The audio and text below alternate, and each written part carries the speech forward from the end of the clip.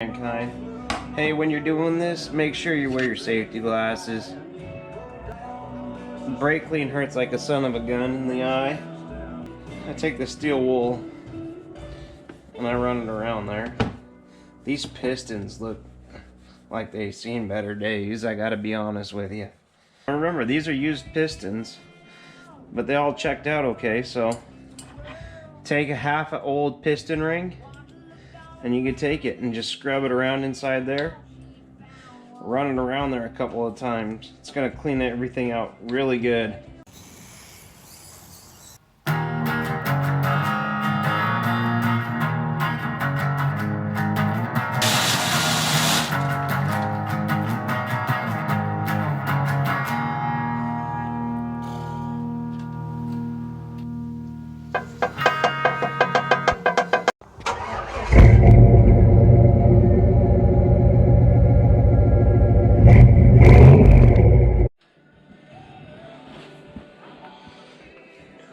So I got pretty tired of spraying brake clean at it. I'm gonna run out real quick. And because what I learned is that I'm using this as a backsplash, my poor man's parts washer. And I can just see all that grease and dirt right there on the piston. I just brush it a little bit. It just come right off. Real easy like. So, like, yeah, this is like cheap. I could have bought like this setup at like Harbor Freight for like 170 bucks. But I'm cheaper than Harbor Freight. I ain't even Harbor Freight cheap. So right here I got a little bit of scratching, like something was in the piston. And it's a little rough right there. I'm just going to take a little bit of 400 grit.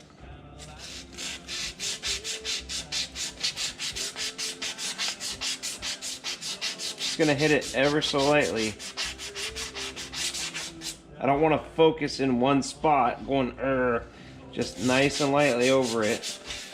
Just to help clean that up so that there's nothing that it can catch on.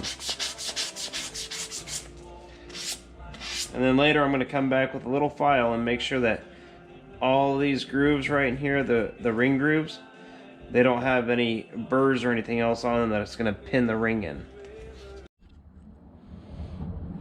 So if you don't know, I'm going to take a measurement from here to here. And I need a piece of sandpaper about, a little bit over 1 3/4 inch, 1 7/8 wide. So you cut it, then it fits in there and you just wrap it around. It's still a little wide. So, let's get you in here. So on my rod journals, I got a piece that fits in there just like this. Then I'm going to take a shoelace. I like the flat ones. I suppose you could use a rounded one. But so what you want to do is you want to use lubrication of some sort. I'm using PB Blaster because that's just what I got. Wrap this around there. It can overlap, that's fine. Then you take your shoestring and you just wrap it around a handful of times.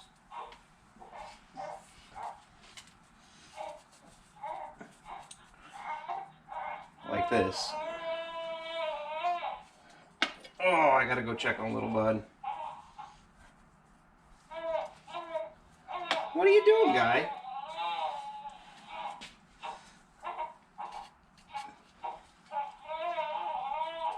You want to wrap it around like that. You don't want, so you want all the strings to be butt up against each other, and then you just run it back and forth. So one thing is, like right here on that bearing, you can see that. I'm going to go ahead and polish it, and then I'll bring you in here to show you again. A little bit of debris here on my sandpaper. Every time I get done with each one of these journals, I want to clean off my sandpaper really good. And now that high spot that was right there from all the oil and rust build up, that's now smooth. So when I put the new bearing back in, it's going to be a lot better. Then you can just take, after you're done with one, a little bit of brake clean on it. Remove all that oil that you put on there. Grab your towel, wipe her down. This process should take you probably about 2 hours to do on a good day. But we're going to go through just because I want to make sure that this has the best chance of surviving for at least this year. So on this one right here, get in close. You can see all the little bit of pitting that it has on there. That's from this crank sitting and not seeing any oil for years. And this is the whole reason why we polish it, to get rid of that. I'm going to do one, and then I will show you how it looks afterwards.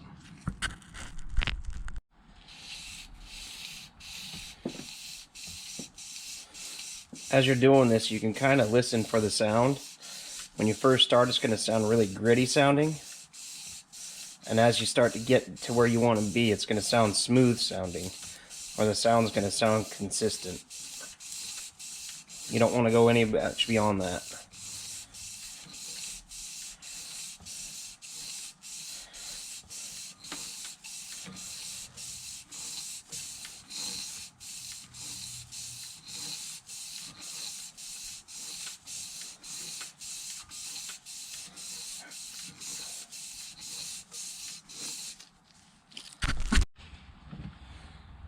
So I pulled the sandpaper off.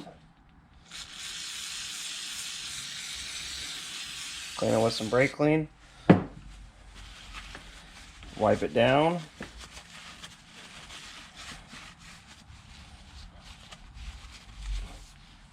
Get you in there. And now you can see all that pitting's gone. So that's all I'm trying to do. If you really want to get serious about it, you could take some, like a microfiber towel, cut some strips, and polish it out with some metal polish. This crank is really not that bad, so I'm not going to worry about it. And I do recommend using gloves because your finger oils can get on here and leave imprints. And then the motor oil, once it's actually in the engine, it won't actually adhere to that spot. It does something weird I don't understand, but I've seen it in other cranks and whatnot. And after no time at all, we got a fairly well polished up crank that now I'm going to sleep better at night. So with that being said, we're going to get started on the heads.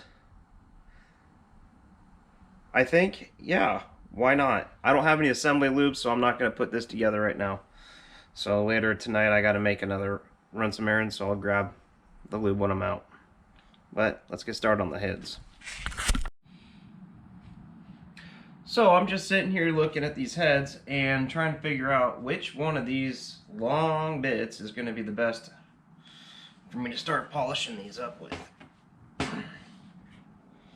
I'm not super worried about the exhaust, but I just want to, I mean, I'll probably get to them, but I'm most worried about the intake. And I'm sitting here looking at it. I got this one right here. It's kind of got like a cone shape to it, which allow me to kind of have the Dremel at an angle and just hit the sides with these. Now, is what I have done is inside my valve guides of the head, the port that I'm going to be working on, I've gone ahead and shoved an earplug in there just to keep out the debris. These heads are bare, so I'm not really worried about anything getting in them too much, and I can blow them out pretty easily. But like down in here where it starts to groove, I'm thinking something a little bit rounder on the end might work a little bit better. That's straight. Yeah, this guy actually might work better, because I gotta get, well, not down there, but kind of like down there. Maybe we'll start with this one. Well, I am a little bit nervous. Never done this before, so we're just going to take it slow and see what happens.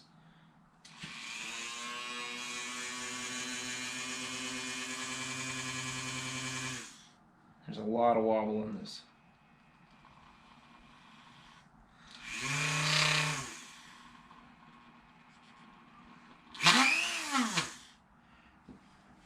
have it chucked in there far enough.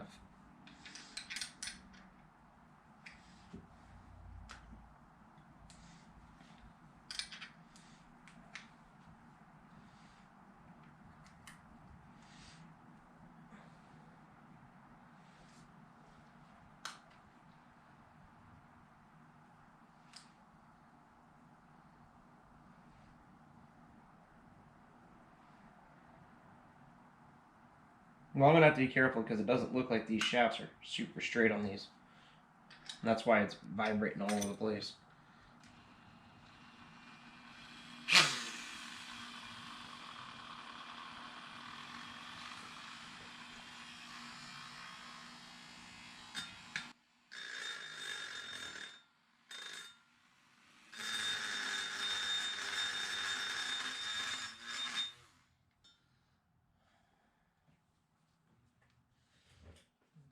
I think the biggest thing is just getting it positioned where I'm comfortable working on it.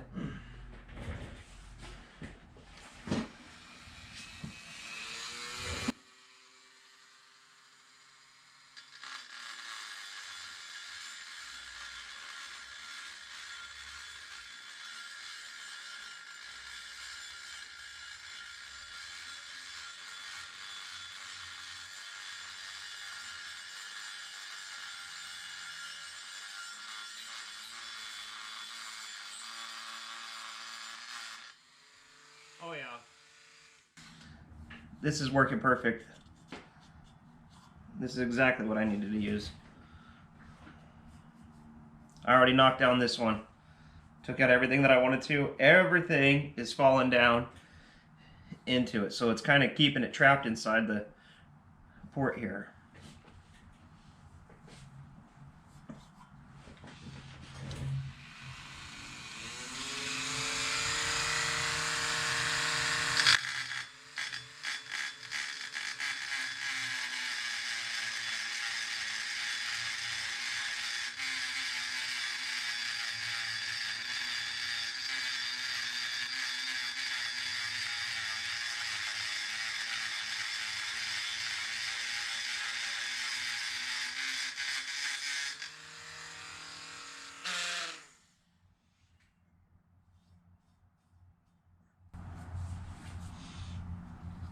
Yeah, this is going to be quick. For everything that I want to do, this is not going to take very long. I'm not trying to get it perfect. I just want those high spots that are in here are going to disrupt flow. So that's all I'm trying to get out.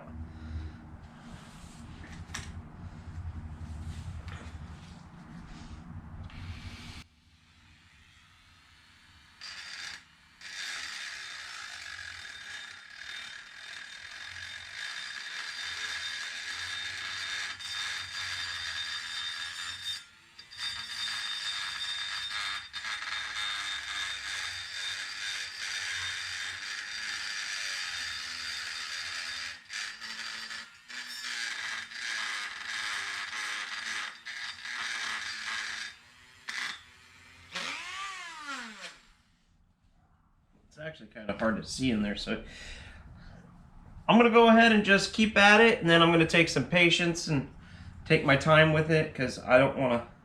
Everything's going too good now to want to get in a rush and screw it all up. But yeah, that sidewall came right off. I'll show it to you here in a second. Now, putting a little flashlight up in there can really help you determine how far you've gotten in. And here's just how much material I've taken out of just this intake port right here. Oh, you can't even see that, but there's quite a bit. I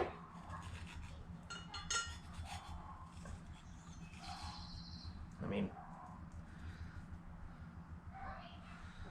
it's all over my fingers. So quite a bit, more than what I was expecting. I'm gonna have to thoroughly wash these heads afterwards, but this one looks pretty good. I got on up under here on this side right in there. It's kind of hard to get to, so I'm gonna just go ahead and leave that alone.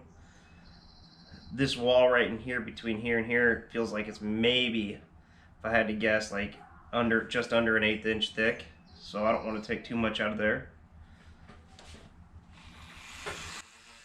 get on the second one.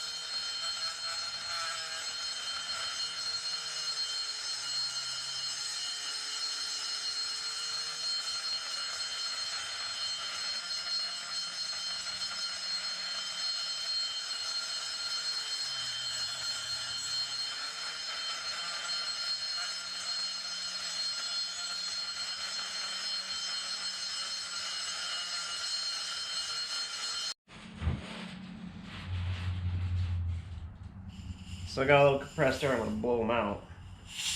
I'm going to be the glitter king here.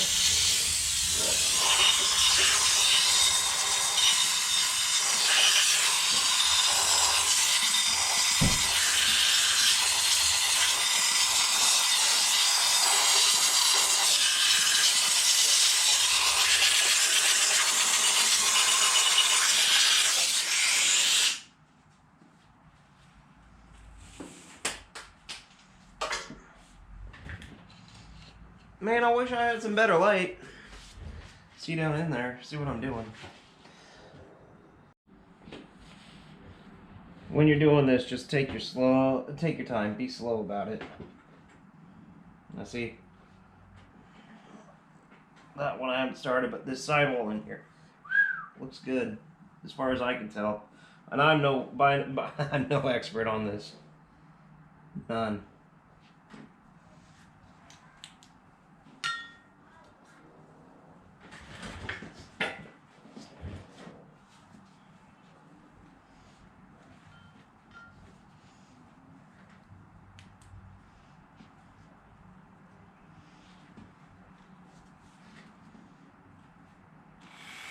So I've found that the best bit that works for this is this little ball end one. It just does a better job. Especially getting down in the valleys. And I mean, like, I'm not trying to do like high-end professional work here, but I'm just trying to help myself out for later on.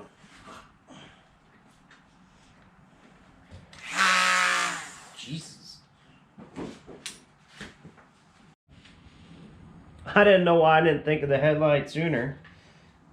Help me get down in there and shed a little light on this situation.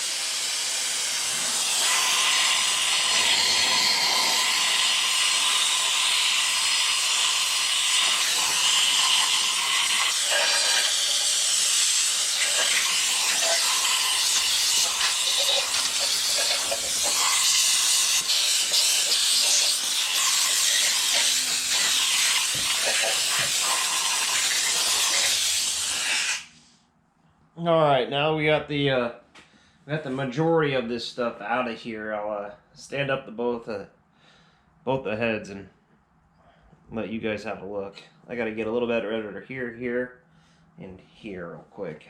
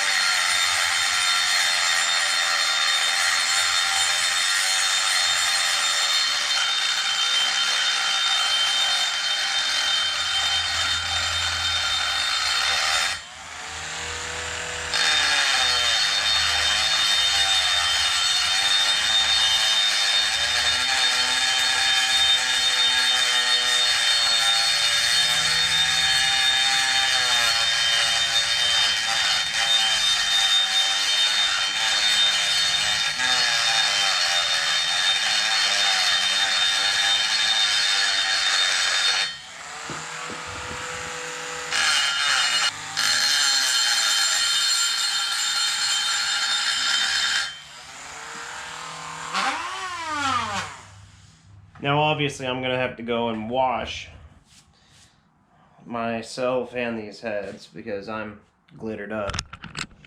I don't know if you can see all that. But all over the place. I'm having fun. I'm going to go ahead and do the other one, and then well, let me show you this real quick. So, take a look inside here.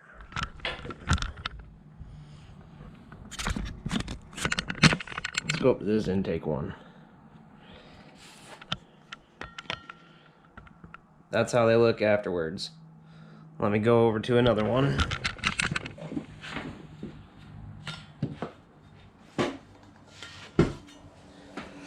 This head hasn't been touched. Come on, camera. So you can see all the slag and stuff that's stuck to the side of the intake ports, and all that's gone now. Alright, well, I'm going to cut this off here. I'm going to get this one done, and then we'll assemble them real quick.